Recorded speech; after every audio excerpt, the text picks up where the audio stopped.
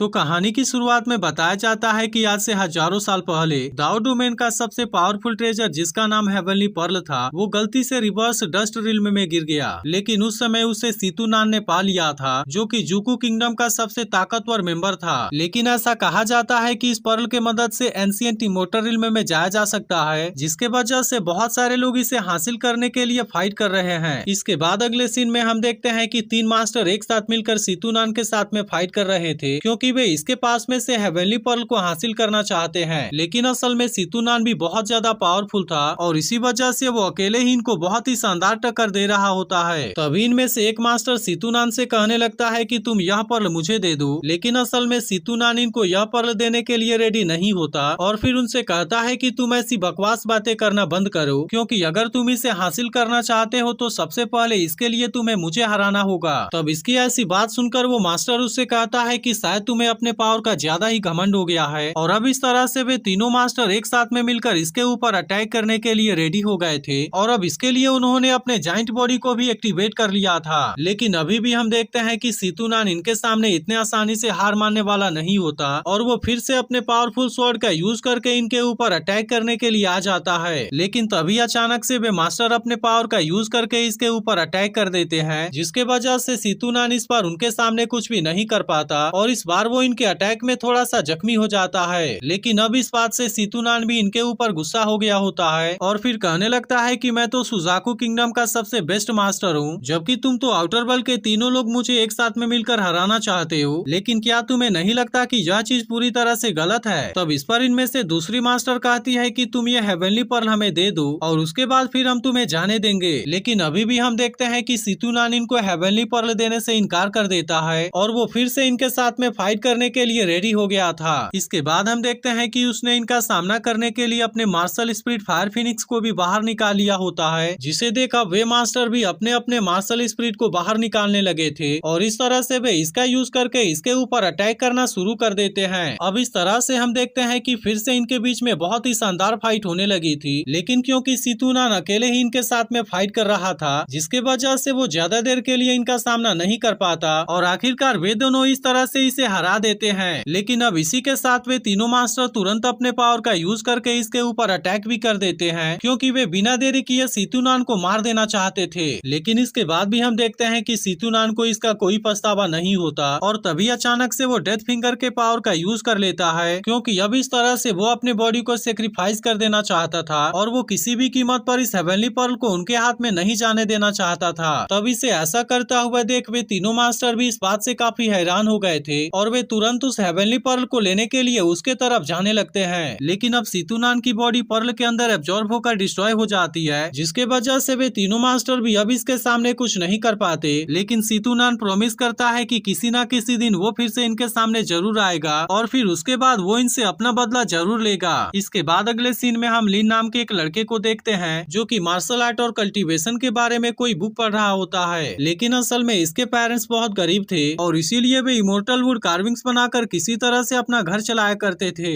लेकिन तभी इसी वक्त इनके घर पर कोई आदमी आ जाता है, क्योंकि लिन के पेरेंट्स ने उससे कर्जा लिया था और इसीलिए वो इस मंथ का अपना इंटरेस्ट लेने के लिए आया होता है। इसके बाद हम देखते हैं कि उसके आदमी इनके जमा किए हुए पैसे को लेकर जाने लगे थे, जिसे देख लिन के फादर उनके सामने ऐसा ना करने के लिए रिक्वेस्ट करने लगते हैं, क्योंकि उन्होंने इन पैसों को लिन के एग्जाम के लिए किसी तरह से जमा किया था। लेकिन हम देखते हैं कि वे लोग इनकी कोई भी बात मानने के लिए रेडी नहीं होते और इसके अलावा वो इनके साथ में मिसबिहेव भी करने लगे थे। तभी वो आदमी लिन के फादर से कहता है कि अगर तुम क्लैन के कर्ज को नहीं चुका सकते तो फिर इसके बाद तुम किसी फ्यूचर के बारे में कैसे बात कर सकते हो। अब ऐसी बातें कहने के बाद वो आदमी यहाँ से जाने लगा था। लेकिन तभी लिन की मदर उससे कहने लगती है कि प्लीज तुम हमारे साथ में ऐसा ना करो, क्योंकि इसके वजह से हमारा बेटा एग्जाम में पार्टिसिपेट नहीं कर पाएगा और इस तरह से इसका फ्यूचर पूरी तरह से बर्बाद हो जाएगा। लेकिन इस पर लिन अपने पेरेंट्स से कहता है कि आपको यह सब करने की कोई जरूरत नहीं है, क्योंकि मैं आपको किसी के सामने घुटने टेकते हुए नहीं देखना चाहता। तब इस पर वो आदमी इनसे कहता है कि तुम अगले मंथ का इंटरेस्ट भी रेडी रखना और फिर वे लिन के फादर को धक्का देकर यहाँ से चले जाते हैं। जिसके बाद हम देखते हैं कि लिन के फादर इस बात से काफी उदास हो गए थे और फिर वे कहने लगते हैं कि पहले तो हमारे वांग फैमिली ने भी हमारे साथ में अन्याय किया था और इसके अलावा अब तो हम इस कर्ज के चक्कर में भी फंस गए हैं। तभी लिन की मदर रोते हुए उससे कहने लगती है कि अगले साल तुम कंट्री एग्जाम में पार्टिसिपेट नहीं कर पाओगे, लेकिन आखिरकार अब हम भी इसमें तुम्हारी कुछ मदद नहीं कर पा रहे और इसीलिए तुम हमें इसके लिए माफ कर देना। लेकिन तभी हम देखते हैं कि लिन के फोर्थ अंकल यहाँ पर आ जाते हैं, जिसे देख लिन के फादर उससे पूछते हैं कि तुम यहाँ पर क्यों आए। तब इस पर फोर्थ अंकल कहते हैं कि मैं इस बार यहाँ पर किसी जरूरी काम से आया हूँ। और इसके बाद वो इनसे बताते हैं कि हमारे जावा किंगडम में हेंग्यू सेक्ट इमोर्टल कल्टीवेटर का एक नए डिसाइपल्स को रिक्रूट कर रहे हैं। इसीलिए फोर्थ अंकल चाहते हैं कि लिन भी इसमें पार्टिसिपेट करे, क्योंकि इनके वांग फैमिली के पास में भी 3 कोटा है। लेकिन अब इसके बारे में सुनकर लिन के पेरेंट्स काफी उदास हो जाते हैं, क्योंकि उन्होंने सुना था कि इमोर्टल्स कल्टीवेटिंग बहुत ज्यादा खतरनाक है और वो इतना ज्यादा खतरनाक है कि वे लोग इसके बारे में इमेजिन भी नहीं कर सकते, जिसके वजह से ही वे अपने बेटे लिन को वहाँ पर जाते हुए नहीं देखना चाहते, क्योंकि वहाँ पर इसके साथ में कुछ भी हो सकता है। इसीलिए वे डिसाइड करते हैं कि वे फिर से किसी तरह से अपने बेटे के लिए पैसे को जमा करेंगे, ताकि वो अगले साल के यहाँ के कंट्री एग्जाम के अंदर पार्टिसिपेट कर सके। लेकिन तभी हम देखते हैं कि लिन इसमें पार्टिसिपेट करने के लिए रेडी हो गया था और इसीलिए वो अपने पेरेंट्स से कहने लगता है, मैं नहीं चाहता कि आपको कोई इस तरह से बुली करे और इसके अलावा मैं आपको इतना ज्यादा मेहनत करते हुए भी नहीं देखना चाहता और इसीलिए मैं इमोर्टल सेक्ट में एंटर करने के लिए ट्राई करना चाहता हूँ, क्योंकि अगर एक बार मैं वहाँ का डिसाइपल बन गया तो फिर उसके बाद कोई भी आपको बुली करने की हिम्मत नहीं करेगा। तभी हम देखते हैं कि फोर्थ अंकल भी लिन के फादर से इसके लिए मान जाने के लिए कहते हैं, जिसके बाद लिन भी अपने पेरेंट्स से कहता है कि मैं आपको निराश नहीं होने दूंगा और मैं इसके लिए अपना बेस्ट दूंगा। जिसके बाद हम देखते हैं कि आखिरकार लिन के फादर भी इसके लिए मान गए थे और वे लिन को लेकर वांग फैमिली के मेंशन की तरफ जाने लगते हैं। लेकिन इसी के साथ वे रास्ते में उससे कहते हैं कि वहाँ से मुझे निकाल दिया गया था और मैंने कभी नहीं सोचा था कि फिर से मुझे वहाँ पर जाना पड़ेगा। इसीलिए वो लिन से कहते हैं कि तुम उनके किसी भी बात को सीरियसली मत लेना।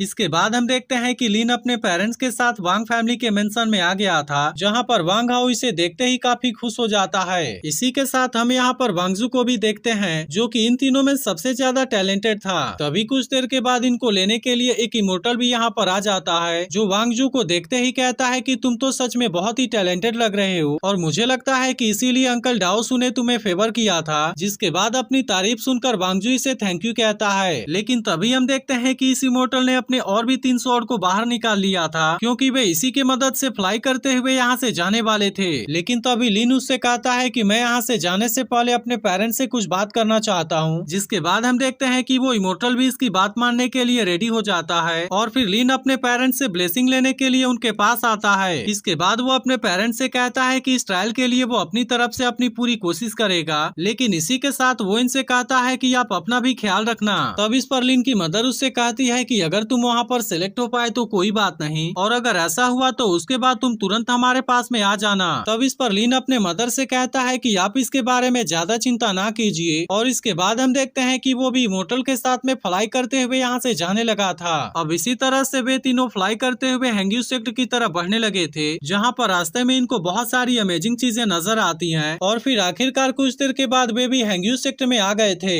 लेकिन असल में इनके अलावा यहाँ पर और भी बहुत सारे स्टूडेंट आए होते हैं। तभी कुछ देर में यहाँ के सेक्ट लीडर भी अपने कुछ एल्डर के साथ में यहाँ पर आ जाते हैं, जिसे देख वे सभी लड़के इनको रिस्पेक्ट देते हैं। इसके बाद सेक्ट लीडर इनसे कहते हैं कि मेरे हेंग्यू सेक्ट के द्वारा डिसाइपल्स को सिलेक्ट करने का प्रोसेस बहुत ही ज्यादा स्ट्रिक्ट है और इसीलिए मैं पहले ही बता देना चाहता हूँ कि तुम में से बहुत कम लोग ही इसके लिए सेलेक्ट हो पाएंगे और फिर इस तरह से वे मेरे हेंग्यू सेक्ट का डिसाइपल्स बन पाएंगे। अब इतनी बात कहने के बाद वो इनसे कहते हैं कि सबसे पहले तुम्हारा स्पिरिचुअल रूट टेस्ट होगा, क्योंकि इमोर्टल्स को कल्टीवेट करने के लिए यह टैलेंट सबसे इम्पोर्टेंट होता है। जिसके बाद हम देखते हैं कि इनके साथ वाले दोनों एल्डर इन सभी का टेस्ट लेने लगे थे, जिसके दौरान वे बारी बारी से इनके ऊपर अपने पावर का यूज कर रहे होते हैं और इस तरह से वे इनके स्पिरिचुअल रूट को टेस्ट कर रहे थे। लेकिन हम देखते हैं कि काफी टाइम तक भी इसमें से कोई इसके लिए क्वालिफाई नहीं कर पाता और फिर इसके बाद इसके लिए वांगजू की बारी आती है। तब इसके स्पिरिचुअल रूट को टेस्ट करने के बाद वो एल्डर उससे पूछता है कि क्या तुम वांगजू हो, जिसके बारे में ब्रदर डाओसू ने मेंशन किया था। जिसके बाद हम देखते हैं कि वांगजू इस तरह से इसके लिए क्वालिफाई हो गया था और फिर इसके बाद इस टेस्ट के लिए वांग हाओ की बारी आती है। लेकिन हम देखते हैं कि वांग हाओ अचानक से इस एल्डर की तारीफ करने लगा था, जिसे देख वो एल्डर भी उससे कहता है कि तुम तो बहुत ही स्मार्ट लगते हो। जिसके बाद हम देखते हैं कि वांग हाओ उसे 300 साल पुराना गैनोडर्मल लूसीडम देता है और फिर कहता है कि मैं तो इसे स्पेशली आपके लिए ही लाया था।